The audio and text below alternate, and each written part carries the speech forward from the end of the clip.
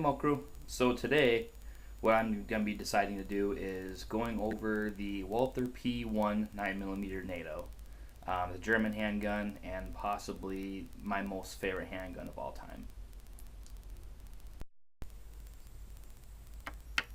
Alright, so this is the Walther P1. It's based off of the World War II Walther P38. That was also a 9mm. It was introduced a 9mm Luger, which this version, the newer version, which was updated sometime at the beginning of the Cold War, because they saw this as a perfect weapon system and they didn't want to change it. So what they went ahead and did was change the frame to a aluminum alloy frame from a steel frame, which made it more weatherproof and everything and didn't rust, and proved to be a little bit more reliable. And they changed the style of the sights.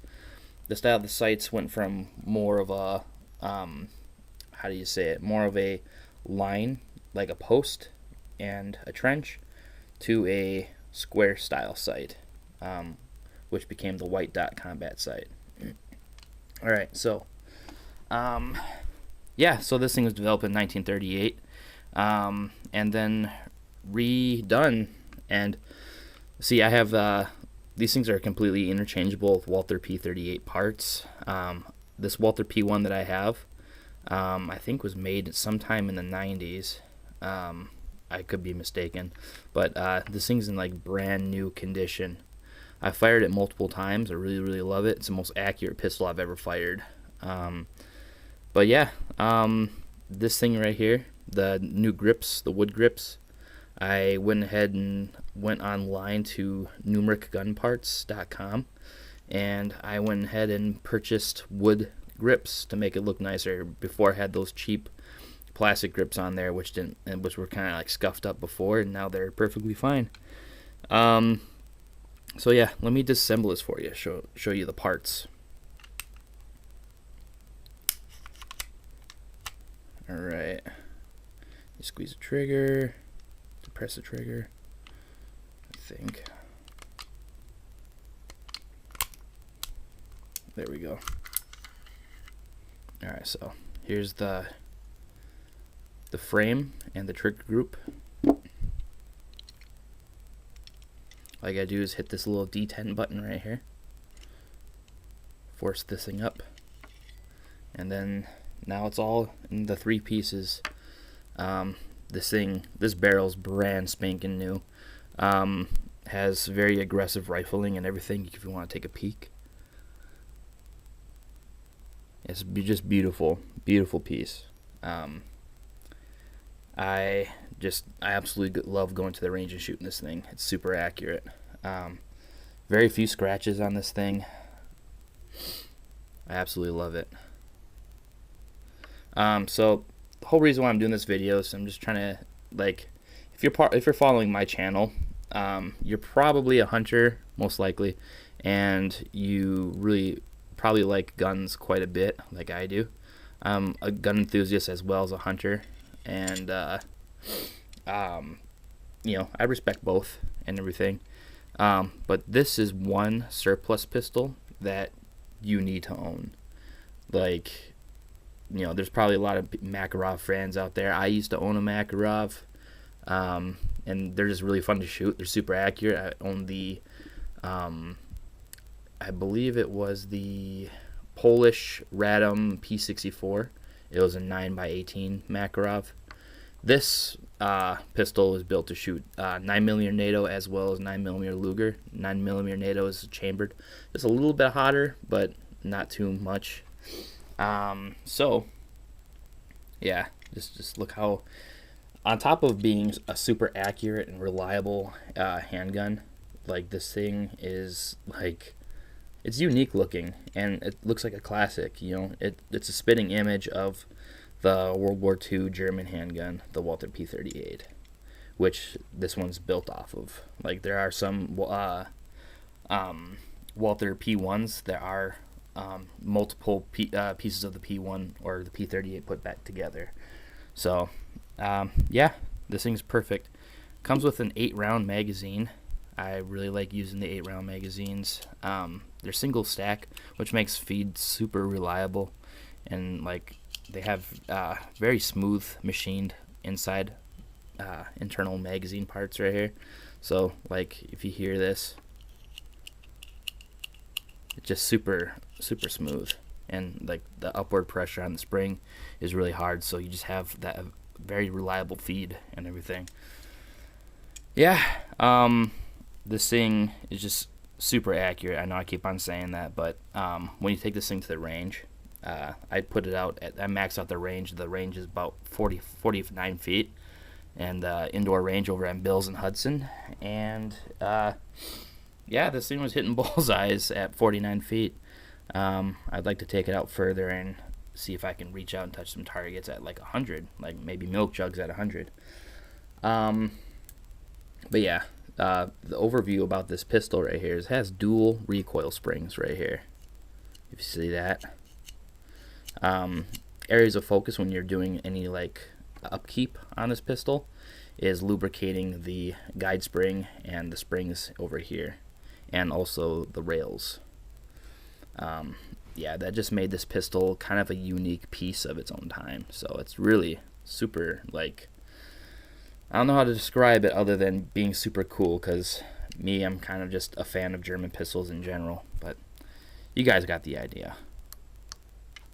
A little background history on it. So in 1938 when it was being developed, I was about to say Karl Marx, but Karl Walther, he intended for this pistol to have an internal hidden hammer, so kind of like modern striker fires and everything. But the German army of 1938 wanted to have an external hammer. That way they could always see the status of what their pistol is in, whether or not it's in single fire, double action, or single action, double action. But yeah, here, I'm going to go ahead and put this thing back together.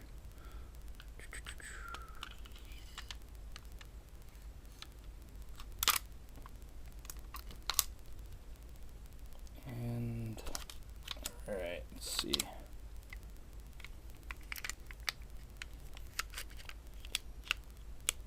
And lock it back, send it forward. Yeah, so this thing's almost like a spitting image of the modern Beretta, the Beretta M9. It's kind of based off, the Beretta's kind of based off of this, but what you have here is an exposed barrel.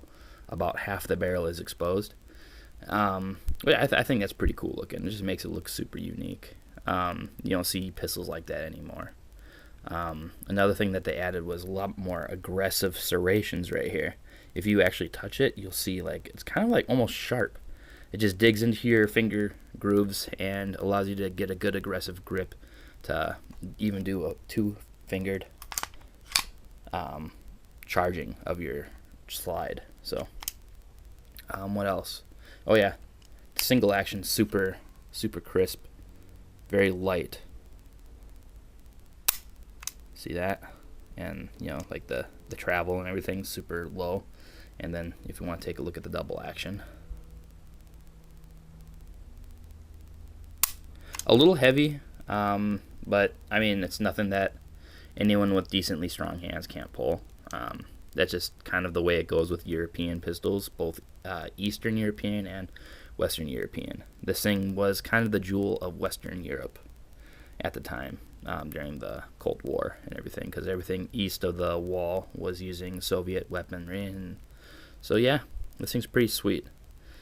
A little bit of history on this thing. It was in use by the Bundeswehr all the way up until 2004. It was officially discontinued. The use was discontinued in 2004, which is actually pretty late compared to, I mean, for how long this thing has been in service for German forces, World War II, and going on to modern day firearms and everything. This thing's still ahead of its time, or was.